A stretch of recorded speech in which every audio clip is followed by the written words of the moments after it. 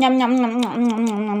അയ്യോ മമ്മി, കടല നിലത്ത് വീണ് പോയി, എടുത്ത് തിന്നോട്ടെ. വേണ്ട വേണ്ട, നിലത്ത് വീണതൊന്നും എടുത്ത് തിന്നരുത് കേട്ടോ, അതൊക്കെ ചീത്ത കുട്ടികൾ ചെയ്യുന്നതാ. ഇല്ല മമ്മി. Good girl.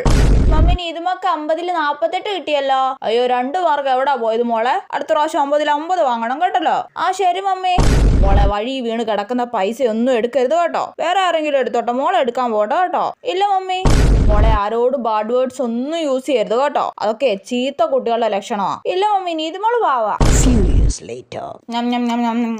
അയ്യോ നിലത്ത് വീണ്. ആരും കണ്ടില്ലല്ലോ അല്ലേ? മണ്ണ് തട്ടിക്കളഞ്ഞ് എടുത്ത് തിന്നേക്കാം.